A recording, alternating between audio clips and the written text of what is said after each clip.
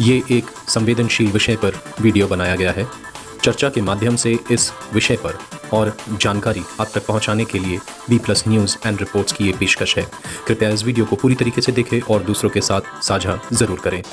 आइए अब देखते हैं इस चर्चा को। नमस्कार, B+ नमस्ते टू ऑल ऑफ यू। मेरा नाम अंशुमन गुप्ता है और अब हमारे साथ मौजूद हैं राज गौरव जी, जो कि high court, Delhi high court में प्रैक्टिस करते हैं। राज गौरव जी, आपका बहुत बहुत शुक्रिया और बहुत बहुत वेलकम है आपका। नमस्कार अंशुमन जी, नमस्कार। और हमारे साथ जुड़ चुके हैं मिस्टर मोनू शर्मा, जो कि एक मल्टीनेशनल कंपनी में HR हेड के पोस्ट पे है। और आज B+ न्यूज एंड रिपोर्ट्स में मोनू शर्मा जी, आपका बहुत बहुत वेलकम। शुक्रिया, thank you Anshuman. Very nice. So जैसे कि हमने बताया है सभी को और आपने थंबनेल में भी देखा है, posh prevention of sexual harassment at work place बहुत ही संवेदनशील एक टॉपिक है, जिसको जितनी बार भी आप समझने की कोशिश करें, नए नए पहलुओं को आप समझ पाएंगे। यह विषय ऐसा है जिसे आपको जरूर देखना चाहिए, पूरा अंत तक देखना चाहिए। और इस पे आपकी एक जिम्मेदारी भी बनती है कि सिर्फ देखना और समझना नहीं, दूसरों तक इसका जरूर इसे साझा करना चाहिए, शेयर करना चाहिए। और राज गौरव जी, आप मेरी बातों से सहमत होंगे कि prevention is better than cure. बाद में मोमबत्ती पकड़ के इंडिया गेट के सामने खड़े होने से बेहतर है कि इस वीडियो को और इस टॉपिक को अच्छी तरीके से समझें, हम अपने जो राइट्स हैं इसके माध्यम से उसको समझें, जो हमारे कर्तव्य हैं उसको समझें, और ऐसी कोई भी घटना, अप्रिय घटना समाज में ना होने पाए, इसके लिए सजग और सतर्क रहें। तो राज गौरव जी, ये सबसे पहले जानना चाहेंगे हमारे व्यूअर्स के लिए, जो अभी पहली बार शायद से इस विषय को सुन रहे होंगे। पॉश जैसे बात करते हैं, कॉर्पोरेट की दुनिया में, ऑफिसेज में इसकी ट्रेनिंग होती है, बहुत सारे लोगों को पता होगा। लेकिन क्या यह सिर्फ कॉर्पोरेट, क्या यह सिर्फ कंपनीज तक सीमित है, या इसका समाज के ऊपर भी कोई इसका इंप्लीमेंटेशन हो सकता है? जी अंशुमन जी, बिल्कुल सही आपने बात कही कि prevention is better than cure. And why not? देखिए, मेडिकल फील्ड में हम सब जानते हैं prevention is better than cure. बचपन से हम बच्चों को समझा के चलते हैं कि ये मत करो ये हो जाएगा, ये मत करो ये हो जाएगा। बट हमने कभी भी, जब हम अपने बहू बेटियों को काम करने पे भेजते हैं, तो हम उनको ये उनके राइट्स के बारे में नहीं बताते, एंड वो अपने राइट्स के बारे में नहीं जानते। जिस टॉपिक के बारे में आज हम बात करने जा रहे हैं, वो हर उस महिला के लिए है, हर उस पुरुष के लिए है जो घर से बाहर निकलता है, काम करने जाता है, पैसे कमाने जाता है। मतलब 90% of the population, apart from beggary, जो लोग बेगर करते हैं, उसके अलावा जितने भी लोग हैं, सबको ये जो एक्ट है वो इफेक्ट करता है, पॉश एक्ट। और ये वीडियो सभी को देखना चाहिए। बहुत जरूरी है कि आप कुछ होने के पहले अपना बचाव करें, अपने राइट्स जाने, अपनी ड्यूटीज जाने कि क्या ड्यूटी। कभी भी ये मत सोचिए कि आप किसी के अंडर काम कर रहे हैं तो आपके पास राइट्स नहीं है। बहुत सारे राइट्स हैं। जब आपकी कोई सैलरी रख लेता है तो आप बहुत आगे बढ़ चढ़कर केस करते हैं, सारा कुछ करते हैं। लेकिन जब सेक्सुअल हरासमेंट की बात आ जाती है, हम चुप हो जाते हैं। ये बात तो ये है ही है, लेकिन जिस दिन आप इंटरव्यू के लिए भी स्टेप कर रहे हैं, you should know that this is a right and this should not happen. बिल्कुल। तो राज गौरव जी, जरा इसके बारे में थोड़ा सा बताइए। जो पॉश है, prevention of sexual harassment at work place, इसके बारे में थोड़ा सा हमारे व्यूअर्स को समझाइए कि ये क्या चीज है। देखिए, sexual harassment at work place जो है, ये 2013 का एक्ट है। ठीक है, जो एक्ट का नाम है, हम पॉश इसको शॉर्ट में कहते हैं, बट इसका मतलब ये नहीं है कि ये सिर्फ पॉश लोगों के लिए ही है। ये आमतौर के जो लोग हैं उनके लिए भी है। पॉश का मतलब क्या है? The sexual harassment of women at work place, the prevention of sexual harassment of women at work place, 2013 का एक्ट है। द वेरी फर्स्ट थिंग, जो एक्ट का जो हेडिंग है, वही आपको इस एक्ट के बारे में सारा कुछ बता देता है। ये क्या कहता है? It aims towards prevention, prohibition and redressal of sexual harassment at workplace. So Prevention Act 2018, सो ये 3 चीजें आपको ये एक्ट दे रहा है। सबसे पहली चीज दे रहा है प्रिवेंशन, विच इज कि स्टॉप, आपको ये जो चीजें नहीं करनी है वो ये एक्ट बताता है। दूसरा प्रोहिबिशन, प्रोहिबिशन क्या कहता है कि बैन, क्या चीजें नहीं करनी। उसके बाद रिड्रेसल, रिड्रेसल क्या है कि रेमेडी, कंपनसेशन, या फिर उस जो समस्या हो गई है, अगर मान लीजिए आपने प्रिवेंशन नहीं किया, प्रोहिबिशन नहीं किया, फिर समस्या हो गई है, तो क्या निवारण है, क्या उस प्रॉब्लम का सॉल्यूशन है। ये सारी चीजें इस एक्ट के अंदर आती है। तो let's talk about the historical aspect of this act. कैसे ये एक्ट आया? देखिए, कहीं से ऐसे उठकर तो आ नहीं जाता है, कई वर्ल्ड में चेंजेस आते हैं, कई कंट्री के अंदर चेंजेस आते हैं, तब जाकर एक एक्ट बनता है, तब जाकर पार्लियामेंट एक एक्ट बनाती है। 1993 में यूएन ने एक कन्वेंशन पास किया which was called CEDAW convention in short. CEDAW is convention for elimination of all form of discrimination against women. ये 1993 में पास किया गया। India being a member of United Nations, it became a signatory. इन्होंने हम लोगों ने साइन भी कर दिया इसको 1993। हम जब भी एक कन्वेंशन के सिग्नेटरी बनते हैं तो जो भी कन्वेंशन है उसको हमें अपने लोकल लॉ में एक एक्ट बनाकर, जो भी हमारे लॉ को, हमारे लॉ ऑफ लैंड को सूट करता है, उस हिसाब से हम एक एक्ट बनाकर संसद में डाल देते हैं, which as a bill and which becomes an act. So this 1993 signature, लेकिन हमारा जो एक्ट बना, it became an act in 2013, which is 20 long years it took from signing the convention to making an act out of it. हुआ क्या? देखिए, there was very less of political will involved. 2007 में एक Vishakha case हुआ, जिसके बाद से Vishakha guidelines आई। विशाखा गाइडलाइंस जो है उसने हमें ये वाला एक्ट दिया। Coming on to the aspect की कैसे प्रेशर पड़ा हमारे संसद के ऊपर कि ये एक्ट बनाया जाए। ये एक्ट बनाने का प्रेशर जो है, काफी टाइम से ये प्रेशर बिल्डअप हो रहा था कि कुछ ऐसा सेक्सुअल हरासमेंट के लिए बनना चाहिए। तो कई बार हमारे बिल्स आए, बिल काफी टाइम तक पेंडिंग रहे।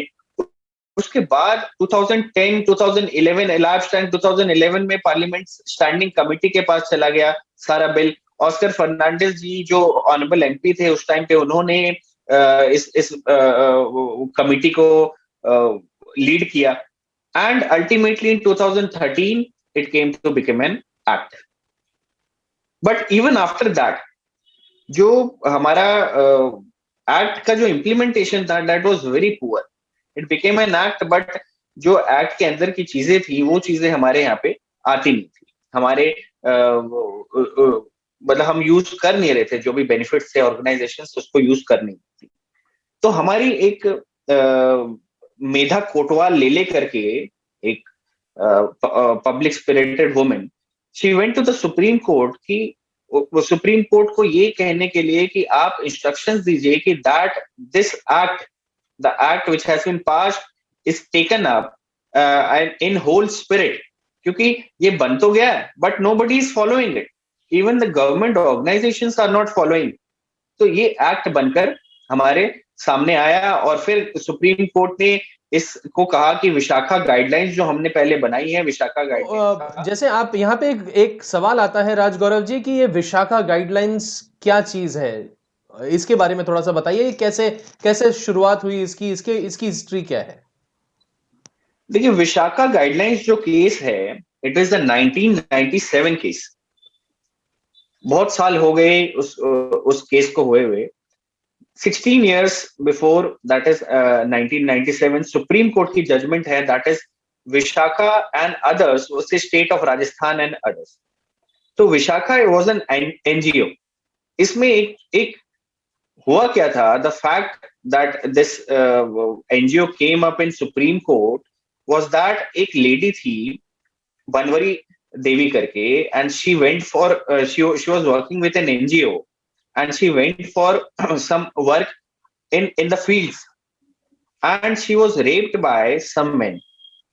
और जब उसके रेप के बाद बहुत ह्यू एंड क्राई हुआ, लेकिन still the accused got acquitted political pressure वगैरह लगा कर। तो बहुत ज्यादा हु एंड क्राई हुआ कि क्या है ये, मतलब कोई काम करने के लिए महिला जा रही है, उसका रेप हो रहा है, और उसके बाद भी आप देखिए कि छूट जाते हैं लोग। तो इसको लेकर विशाखा विशाखा जो एनजीओ है, उसने सुप्रीम कोर्ट में एक पीआईएल डाला which came to be known as Vishakha and other versus state of Rajasthan. और इसके अंदर सुप्रीम कोर्ट ने sexual harassment at work place को प्रिवेंट करने के लिए गाइडलाइंस दी which came to be known as Vishakha guidelines. Section 19 of this act says about the duties, क्या क्या ड्यूटी एक एम्प्लॉयर की होनी चाहिए। एक आम आदमी जब एक एम्प्लॉयमेंट के लिए जाता है तो वो तो हमेशा यही चाहेगा कि मैं I don't ask them questions like कि आपके पास सेक्सुअल हरासमेंट का ये है नहीं। तो this is duty of the employer कि आप खुद बताएं एम्प्लॉयज को कि weather there is some mechanism, there is a machinery for prevention of sexual harassment or not. लेकिन राजगौरव जी मैं प्रैक्टिकलिटी में आना चाहता हूं, बिकॉज ये इसकी ट्रेनिंग बहुत बारी हो चुकी है, बहुत से संस्थाओं में हो चुकी है, अलग अलग क्षेत्रों में हो चुकी है, लेकिन जैसा आपने कहा कि जो एम्प्लॉयर है उसे बताना चाहिए। अब एज ए एम्प्लॉयर, मैं अगर एम्प्लॉयर हूं, आज का समाज है स्टार्टअप का, जहां पे एक इंसान या दो लोग मिलकर के एक स्टार्टअप करते हैं, वहां पे एक ही एम्प्लॉय एक ही एम्प्लॉयर, ऐसा भी देखा जा सकता है। तो क्या ये ऐसा कोई नियम है कि मुझे इसका पालन करना ही चाहिए? जो भी मेरे पास काम करने आया है, सबसे पहले मैं उसे ये बताऊं कि ये सेक्सुअल हरासमेंट के अगेंस्ट में ये मैकेनिज्म हमारे पास मौजूद है। क्या ये मैंडेटरी है और इसके ना करने पे किसी तरह की कोई ओके? देखिए अंशुमन जी, ये मैंडेटरी नहीं है कि आप इंटरव्यू के टाइम पे उन्हें बता रहे हैं, बट होता क्या है कि आप जो इस एक्ट के जो सेलिएंट फीचर्स हैं, उस एक्ट को एक जगह पर एक प्रोमिनेंट प्लेस में, फॉर एग्जांपल कैंटीन हो गया, या फिर जहाँ पे मीटिंग्स होती हैं, वहां पे जहाँ पे एम्प्लॉयज आते हैं, इवन इन लिफ्ट्स, आप ये सारी चीजें डाल सकते हैं। There is no legal requirement कि आप हर एम्प्लॉय को बताएं। बट एक अच्छे ऑर्गेनाइजेशन मूविंग फॉरवर्ड, एक अच्छा ऑर्गेनाइजेशन को they should make it compulsory. जब आप अपॉइंटमेंट लेटर साइन करते हैं तो you also take an undertaking, आप एक अंडरटेकिंग उनसे लेके आप सेक्सुअल हरासमेंट वाली एक्ट के अंदर नहीं जाए। ये तो बात रही आपकी जो एक कॉर्पोरेट लेवल की बात होगी। अब एक आम आदमी राजगौरव जी, मैं इस पे, क्योंकि हमारे साथ मोनू शर्मा जी जुड़े हुए हैं और काफी देर से वो आपको सुन भी रहे हैं, तो मैं जानना चाहूंगा मोनू शर्मा जी, आप एक बहुत ही बड़े ट्रैवल रिटेल कंपनी के साथ एज एचआर हेड जुड़े हुए हैं, तो क्या जो राजगौरव जी बता रहे हैं इस तरीके की कोई प्रक्रिया आप लोग करते हैं? ऐसा इंफॉर्मेशन आप देते हैं जब इंटरव्यू के लिए आते हैं? जी देखिए अंशुमन जी, जितना मेरा मानना है, राजगुरु जी ने बिल्कुल ठीक कहा कि हम लोग ऐसा कोई एब्स्ट्रैक्ट नहीं होता कि आपको आपके डिस्प्ले में आते ही फर्स्ट डे पे हम कैंडिडेट को ब्रीफ कर देते, but yes, in the appointment letter it is very much mandatory. और उसके साथ साथ हमारी जो एक ज्वाइनिंग का प्रोसेस होता है, उस ज्वाइनिंग किट का भी पार्ट हमने इसको बनाया है इम्पोर्टेंट। दूसरा, जो आपने स्टार्टअप के बारे में कहा, मेरा मानना ये है कि आई थिंक मैं रिसेंटली कुछ दिनों पहले एक सर्वे पर देख रहा था जिसमें 60% ऑफ स्टार्टअप ने ये कहा कि उनके यहाँ पे 60-70% हैरेसमेंट इश्यू हुए हैं, because they have this small team, छोटी टीम है, तो वहां पे जाने और अनजाने में चीजें हो जाती हैं।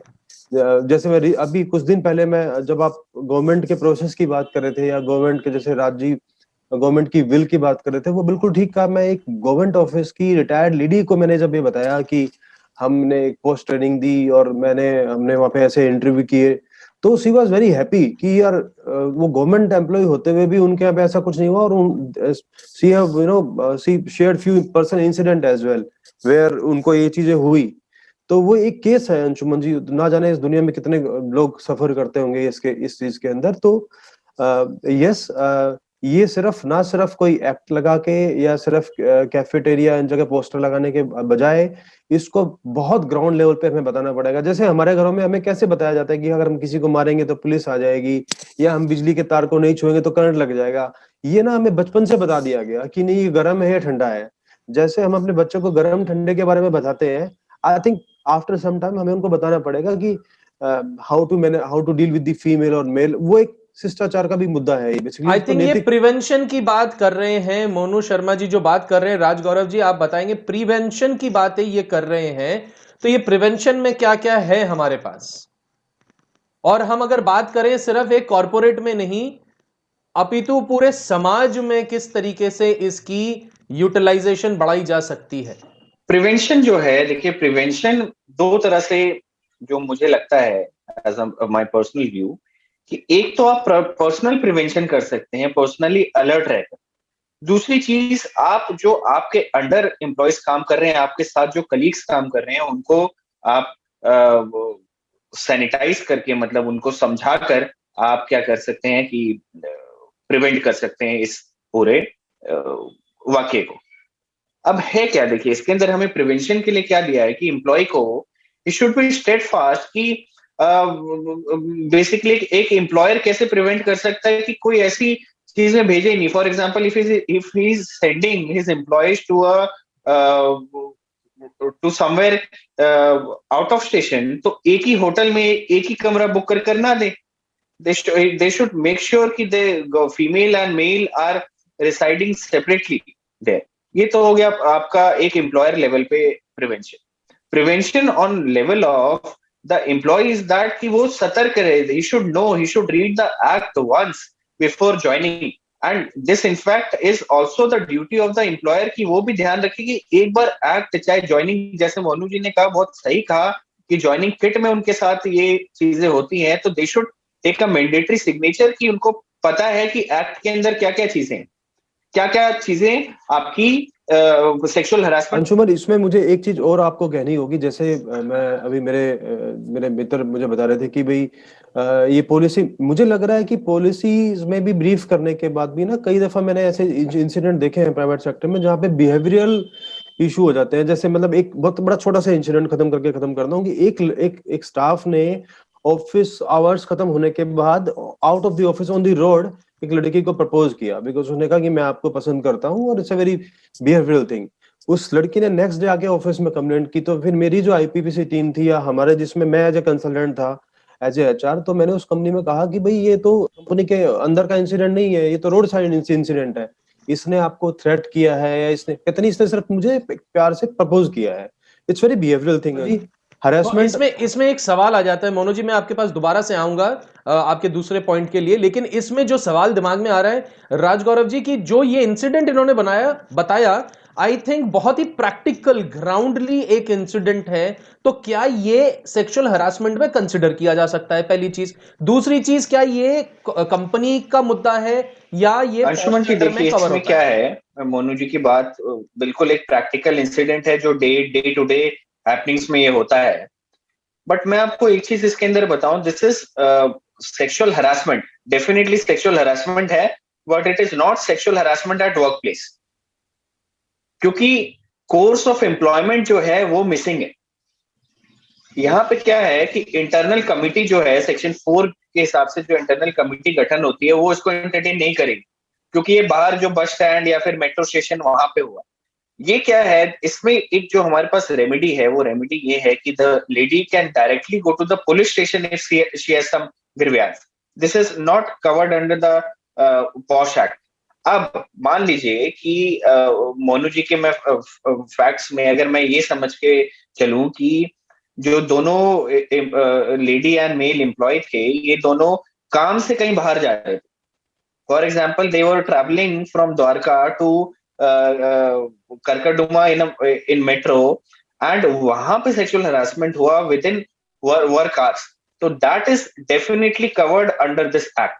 वो इस एक्ट के अंदर है। यहाँ पे क्या है, इंटरनल कमिटी जो है बिल्कुल काम करेगी और काम करना पड़ेगा। बट मोनू जी के केस में जो मैं समझा, उसमें क्या है कि पुलिस स्टेशन ही आपका registering an complaint under section 254 of IPC, यही आपका जो है।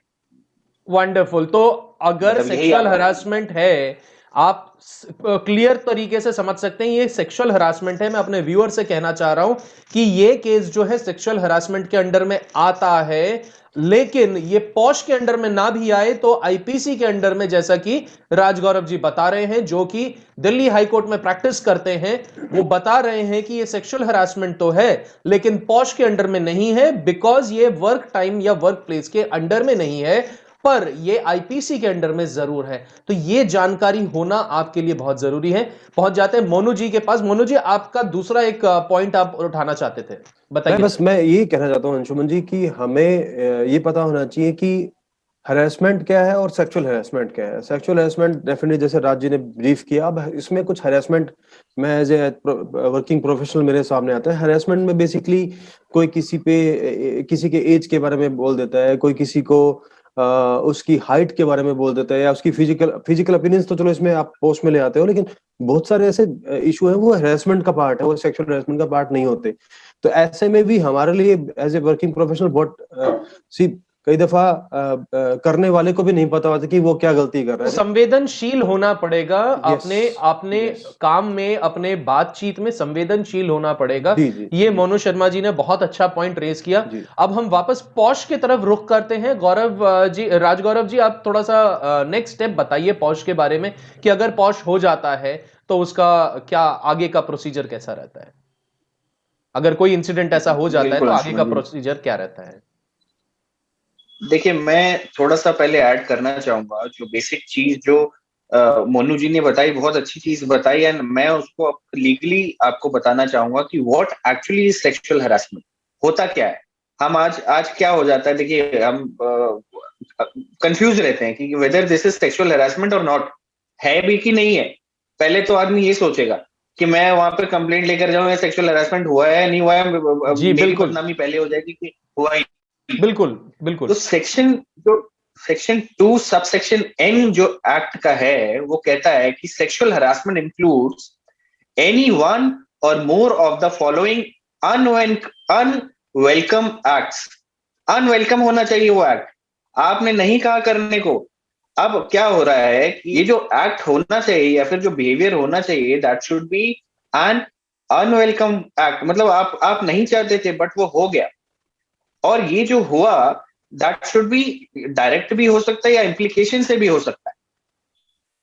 अब हमारे जो सेक्शन 2 सबसेक्शन एन जो है, ये कुछ न्यूमरेट करता है 5 चीजें जो कि ध्यान रखनी है कि यही चीजें जो है सेक्सुअल हरासमेंट के अंदर आती, जो बहुत ब्रॉड है। देखा जाए तो बहुत ब्रॉड है, इन्होंने न्यूमरेट 5 कर दिए, लेकिन इसके अंदर से भी हो सकता है 50 चीजें निकल कर आ जाए। सबसे पहला क्या है, फिजिकल कॉन्टैक्ट एंड एडवांसेस।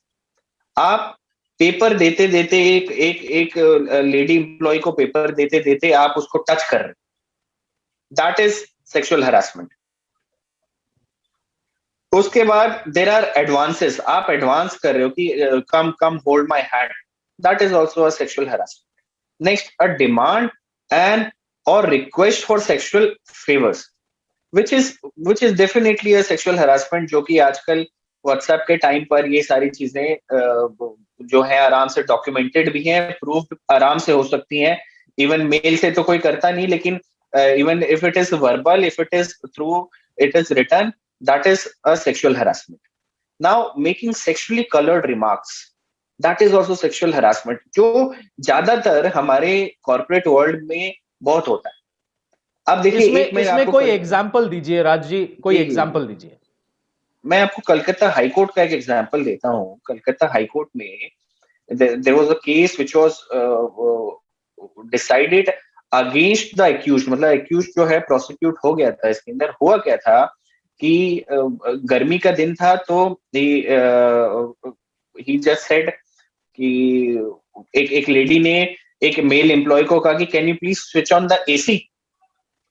तो इन्होंने क्या रिप्लाई किया, अगर इतना इतना ठंड आप वैसे ही इतनी गर्म हो और गर्मी चाहिए और गर्मी लग रही है तुम।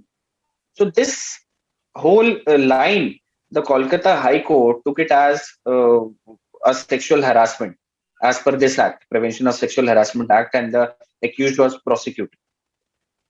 An FIR was registered against him. Now another instance जहां पे सेक्सुअल हरासमेंट होता है, showing pornography. Pornography is know that is pornography is something of a picture, a video, anything which is related, which shows something human body nude in a nude form.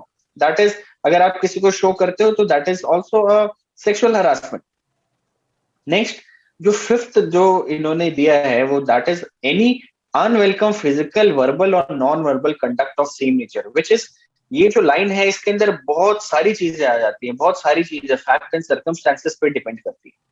मैं एक चीज आपको इसके अंदर बताना चाहूंगा कि this is a section, this is an act of 2013, तो जो 2013 का एक्ट, 2013 के टाइम पे ही निर्भया कांड भी हुआ था. बड़े मतलब ह्यू एंड क्राई, जो आपने बताया कि कैंडल मार्चेस वगैरह सारा कुछ हुए थे, और उसके बाद we got the amendment of the Indian penal code, और उसी के कंटेम्परेनस ये वाला एक्ट भी हमारे पास आ गया. अब आप देखिए, बड़ा इंटरेस्टिंग है कि सेक्शन 2N के अंदर जितनी सारी चीजें हैं, 5 चीजें वो बताता है, 5 में से 4 चीजें जो हैं that is included in section 354 IPC. तो आप अगर इसमें से कुछ भी करते हैं, देखिए ये दिस इज अ वीडियो जो देख रहे हैं, एक तो आपको हमें अलर्ट भी करना है और उनको कॉशन भी करना है कि नहीं, आपने ऐसी एक्टिविटी में नहीं जाना. तो they should understand, if a complaint is lodged अंदर, अगर 5 में से 4 चीजों में कंप्लेंट चली जाती है, then you should be ready to be prosecuted under section 354 IPC, which is a criminal case. आजकल इतने ज्यादा ये केसेस आ रहे हैं, I feel very proud to say कि the workforce has become quite active in lodging a complaint जब भी ये चीजें होती हैं, thanks to section 354 IPC and thanks to the revolution that our society has seen post this Nirbhaya case. Now, एक और जो सेक्सुअल हरासमेंट का यहाँ पे हमें आता है वो, लेकिन आता राज गौरव जी, section मैं आपकी बात को दोबारा दोहरा देना चाहूंगा सभी व्यूअर्स के लिए कि अगर पॉश के तहत आप एक भी गलती करते पाए जाते हो तो उसके 4 जो मुख्य बातें जो राज गौरव जी ने बताई, वो इंडियन पीनल कोड के तहत भी उसमें कंप्लेन लॉन्च की जा सकती है, जो कि क्रिमिनल है.